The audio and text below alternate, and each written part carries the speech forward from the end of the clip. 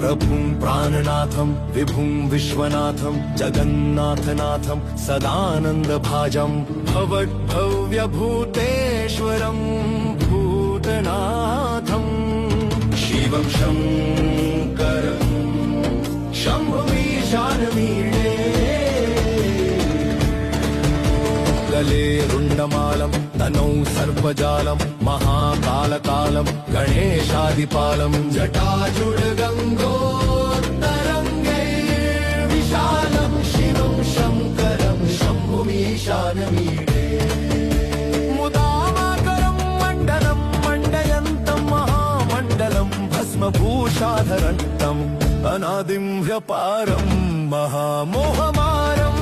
शिवं शङ्करं शम्भुमीशानमीडे